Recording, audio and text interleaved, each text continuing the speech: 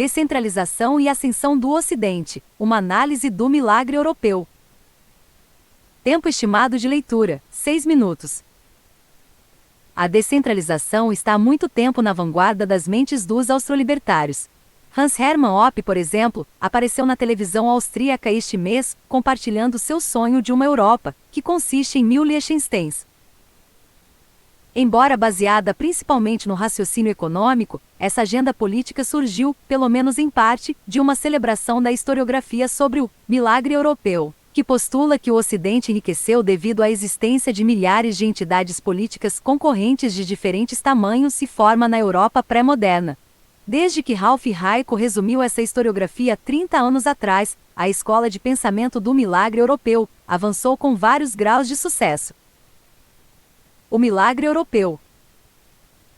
Em 1994, Ralph Raico escreveu um ensaio sobre a então emergente escola de pensamento do milagre europeu na história econômica. Os estudiosos dessa escola, argumentou Raico, haviam finalmente repudiado o materialismo histórico dos marxistas. Ao contrário de Karl Marx e seus seguidores, eles insistiam que a mudança tecnológica e o crescimento econômico eram o resultado de certas instituições legais, políticas e ideológicas, ou a superestrutura em termos marxistas, e não o contrário. Instituições como direitos de propriedade, contenção de impostos e liberalismo, por sua vez, surgiram da anarquia política da Europa medieval. Embora culturalmente homogênea e economicamente integrada, a Europa durante séculos permaneceu uma colcha de retalhos de diferentes reinos, principados, cidades-estados e políticas eclesiásticas. Isso significava que a crescente classe média de comerciantes, artesãos e lojistas poderia levar seus negócios para outro lugar se os governantes usurpassem muito de sua riqueza produtiva. Como resultado, as autoridades políticas competiram entre si para desenvolver uma atmosfera propícia à liberdade econômica. Como Eric Jones colocou em The European Miracle, de onde Raico tirou o nome ao seu artigo.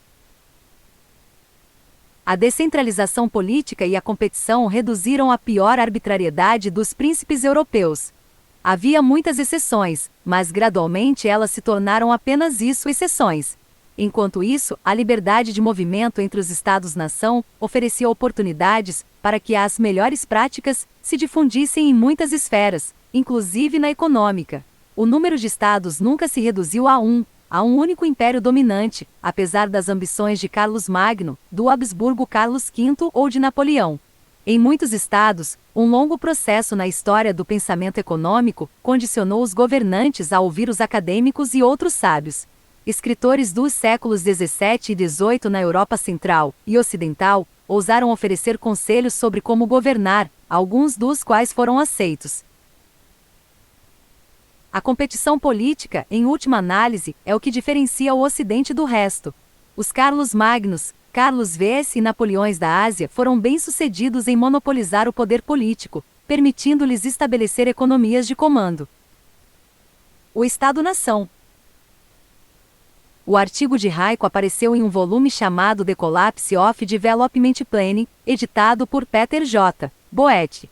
A implosão da União Soviética, sem dúvida, deixou Raico otimista de que a influência das ideologias de esquerda no campo da história econômica também entraria em colapso. No entanto, a abordagem institucional não chegou a dominar o campo. A ideia de que a ascensão do Ocidente é principalmente o resultado da exploração do trabalho ainda tem muito apoio no mundo acadêmico. 1. Narrativas históricas que explicam a Revolução Industrial, através do progresso tecnológico inesperado, ou fatores geográficos coincidentes também são abundantes. Além disso, os historiadores tentaram provar a eficiência das instituições antimercado pré-modernas, como as corporações de ofícios e a servidão. Finalmente, ao Estado-nação ainda é atribuído um papel decisivo na ascensão econômica do Ocidente. Em seu Global Economic History, a Very Short Introduction, por exemplo, Robert C. Allen celebra o modelo padrão para o desenvolvimento econômico liderado pelos Estados-nação europeus do século XIX e pelo governo dos Estados Unidos. Influenciados por Friedrich List e Alexander Hamilton, as 4 políticas estatais supostamente bem-sucedidas, segundo Allen, foram investimentos em transporte e educação de massa, bancos centrais e tarifas. Ainda assim, Poucos historiadores negariam que a competição política desempenhou um papel vital no milagre europeu. Niall Ferguson, por exemplo, incluiu a competição como o primeiro de vários aplicativos assassinos do poder ocidental, em seu popular livro de 2011 Civilization: The Six Killer Apps of Western Power. O problema é que, como a maioria dos historiadores não são libertários, eles não excluem a priori a possibilidade de que o Estado-nação possa criar riqueza. Portanto, quando a intervenção do governo e o crescimento econômico andam de mãos dadas, mesmo os institucionalistas tendem a concluir que o Estado, de alguma forma, desempenhou um papel contribuinte. É aqui que os insights da Escola Austríaca de Economia podem contribuir para a nossa compreensão da história. A teoria econômica, de acordo com Ludwig von Mises, é a ferramenta indispensável para a compreensão da história econômica. A história econômica não pode provar nem refutar os ensinamentos da teoria econômica. Ao contrário, é a teoria econômica que nos permite conceber os fatos econômicos do passado. Em suma, a economia nos permite separar o joio do trigo. Ela nos permite interpretar os fatos empíricos e concluir se aconteceu por causa ou apesar de B. Assim como no mundo moderno, o Estado nunca esteve inteiramente ausente dos assuntos econômicos na Europa pré-moderna. Mesmo que a competição política muitas vezes induzisse um mínimo de laissez-faire, os Estados-nação também buscavam políticas mercantilistas, especialmente no início da Era Moderna. Essas práticas criaram interesses especiais que poderiam levar à segmentação social, captura regulatória e redução da inovação. O brilhantismo do sistema de Estados europeus é que, quando isso ocorre, o capital pode fluir facilmente para um local concorrente. Os Países Baixos. O exemplo dos Países Baixos ilustra este ponto. Uma longa tradição erudita, muito influenciada pelo historiador belga Henri Pirenne, é construída em torno da ascensão de uma poderosa classe média de comerciantes empresários na Idade Média. Por volta da virada do milênio, a indústria de tecidos voltada para a exportação deu origem a uma variedade de cidades ricas na Flandres histórica, como Ypres, Lille, Gien e Bruges. Essas cidades tornaram-se um refúgio para servos e mercadores e, à medida que as cidades cresciam em tamanho e poder, eram capazes de exigir cada vez mais liberdades políticas e direitos judiciais dos senhores feudais. À medida que o modelo foi emulado em Brabante e na Holanda, os governantes locais descobriram que era de seu interesse incentivar o comércio, pois as cidades mais ricas significavam mais receita tributária. Para atrair comerciantes estrangeiros, eles montaram feiras onde os comerciantes podiam transacionar mercadorias de todo o continente, e além, e experimentar práticas de crédito comercial.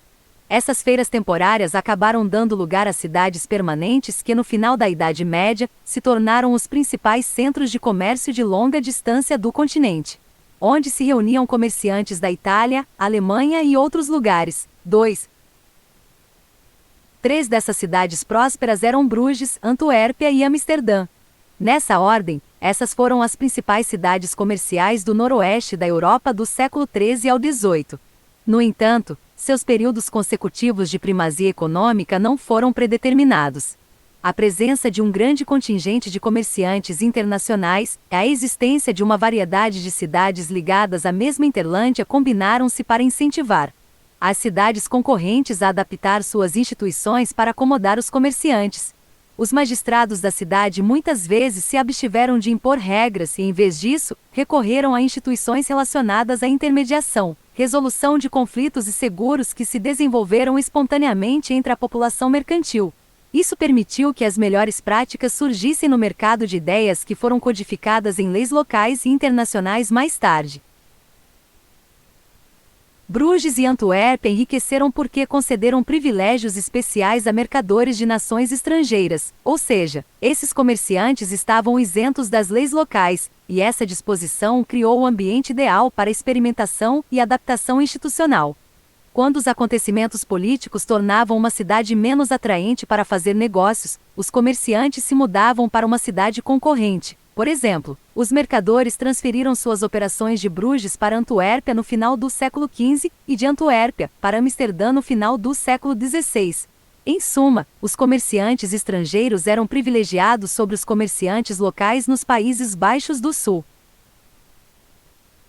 O magistrado de Amsterdã, em contraste, optou por tratar todos os comerciantes, locais ou estrangeiros, igualmente. Relativamente falando, a República Holandesa foi um farol de liberdade política, econômica e religiosa no século XVII, e a Holanda, em particular, experimentou um boom econômico na Idade de Ouro holandesa. Como os comerciantes ricos estavam mais integrados ao tecido sociopolítico do que antes, em Antuérpia e Bruges, no entanto, era menos fácil para o capital fugir. Para os estados concorrentes, quando o aumento da interferência das guildas, as políticas de finanças públicas imprudentes tornaram investimentos de capital na República Holandesa menos lucrativos no século XVIII. Portanto, o capital fluiu para setores lucrativos, mas menos produtivos, como investimentos coloniais, comércio de escravos e empréstimos de dinheiro a reis estrangeiros. Isso acabou desacelerando o motor do crescimento econômico e permitiu que Londres ultrapassasse Amsterdã como a principal metrópole até o final do século. Artigo original aqui.